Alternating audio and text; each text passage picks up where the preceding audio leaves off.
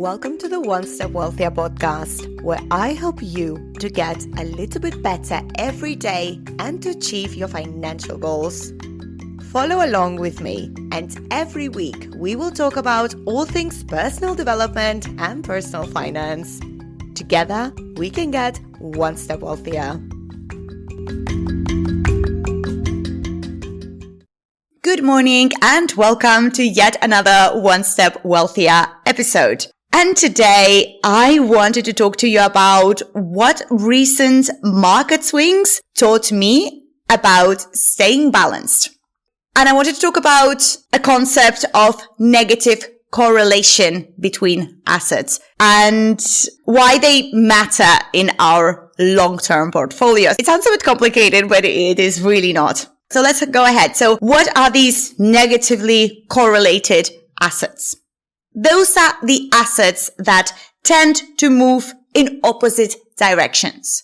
A very, very basic example to that would be an umbrella company shares and the ice cream company shares. So when it's raining, no one is buying ice cream and everyone is buying umbrellas. So umbrella company shares go up and ice cream company shares go down. And when the sun is shining and everybody's enjoying a beautiful weather, everybody wants ice cream, and the ice cream company shares go up and the umbrella company shares go down. In the ideal world, what you want to do in your portfolio is to hold negatively correlated assets to weather the storms better. When there is a crash, then some assets will go down, but others would stay up and our portfolio would be more stable. So in my own portfolio, stocks still take the biggest chunk. So mainly ETFs like FTSE All World, S&P 500, and also I have a little bit of NASDAQ. So I usually hold 50% in FTSE All World, 40% in the S&P 500, and 10% in NASDAQ 100. But then I also hold 10% in crypto, mainly Bitcoin and Ethereum. I do get that crypto is quite high risk and I wouldn't recommend crypto to everyone. And also crypto can result in being a very bad idea. And at some point, if I would lose my entire crypto portfolio, I think I would be fine with that. But do not count on crypto as investment, please. Also, I hold 7% in gold. And I do see gold as a portfolio stabilizer during volatility. So in the recent crash, my stocks went down. My gold went really up and the crypto remained pretty much the same. So I'm very happy with that portfolio. And if I needed the money urgently and if I needed to sell something and I wouldn't have my emergency fund, which is a terrible thing to do, then I would sell my gold. Or if this crisis would last for years and years and years and I would want to retire, then I would feel comfortable selling my gold rather than selling my stocks or crypto. And my plan long term, my plan is to increase my gold exposure. But this is not to increase the investment returns. This is just to stabilize my portfolio a little bit. So when the next market crash comes, then my gold would actually hold my portfolio and my portfolio wouldn't dip as much as it would if I only hold equities, that is stocks. And I think I mentioned that earlier that I am not a big fan of bonds. Maybe I will be in the future. I don't know that. But at the moment, bonds don't really make sense for me. They were traditionally used to reduce volatility, but their returns are very, very low. And sometimes you can get a better return in a current account than in bonds. And I just don't see the point on holding them because also they're not as liquid as stocks or as any other assets. And they don't make sense in today's world, in my opinion, for me. Okay, it might make sense for you. Your situation might be completely different from mine. Hey, I just wanted to pause for a second and let you know that I made something for you. It's a free guide called Start Investing Without Freaking Out. I created it for women who want to invest, but feel like it's not for people like us. It's a guide I wish I had 10 years ago, when I had no idea where to begin. Just click the link in my Instagram bio at One Step Wealthier or in the description below to grab it. Now, back to the episode.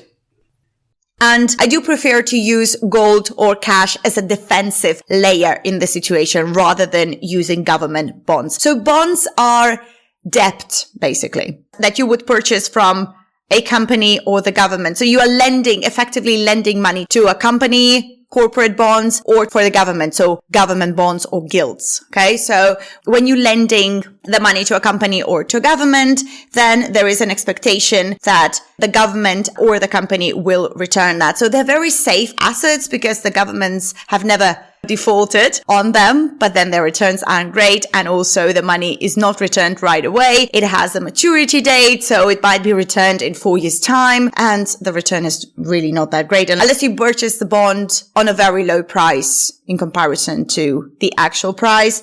But still, they might make sense in the future, not now. And also I wanted to talk about the role of cash.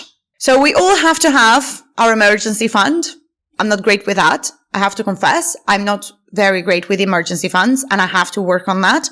The emergency fund should be 2 to 3 months of our expenses, just in case we lose our job, just in case we don't have any income. And I think cash allows us for flexibility. So we can make better choices while we have cash at hand, because then we don't have to sell our assets that have underperformed maybe at that time. And also keeps you from borrowing under stress. So let's say you don't have the emergency fund and you lose your job and then you have to borrow from the credit card or take a high interest loan. So cash buffer prevents you from doing that. And also cash is to get opportunities.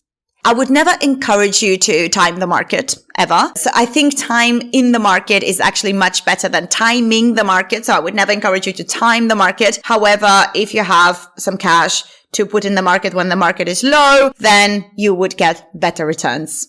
But don't use that cash buffer just to wait for the right opportunity. Dollar cost averaging or pound cost averaging is actually the best strategy. So buying little by little, every month, every week, because nobody can predict the dips. Nobody can predict that the market will go down or will go up indefinitely, but cash can be used to get some opportunities.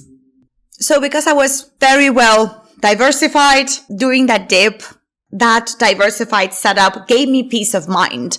Actually, I saw my portfolio as really resistant. I saw lesser of a dip. So my gold grew, my stocks dipped, and crypto stayed the same, but it was still some balance in the portfolio.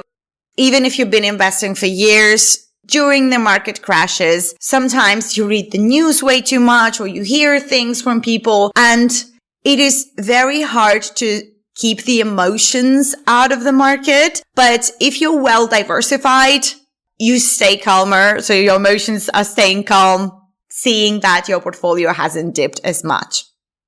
So to end this episode, I wanted to tell you that you don't need to copy anybody's portfolio. See what works for you. Maybe you are better with volatility and maybe you are more comfortable with just equities. As long as you know yourself and whatever helps you sleep at night, that's a good choice for you. So if you want to stay just in equities or just in crypto, I wouldn't obviously recommend that. But if you just want to choose whatever portfolio works for you and you think that you would be fine with it long term, that's fine. And think of your asset allocation as your emotional insurance. Okay. So if you feel comfortable with whatever allocation you have, that's great. And if this resonated with you and you want to talk about your money journey or your portfolio allocation, I'm opening up a few free coaching spots. Just message me on Instagram, One Step Wealthier, or email onestepwealthier@gmail.com. And I hope that my reflections have motivated you to start investing. Remember, the best time to invest was yesterday, and the second best is today. And please note that I do not know your situation, and your situation might be different from my situation. And this is not individual financial advice. Please do your own research before making any financial decision. You have just invested in your personal development by listening to this podcast. Thank you for being here and helping yourself to become one step wealthier.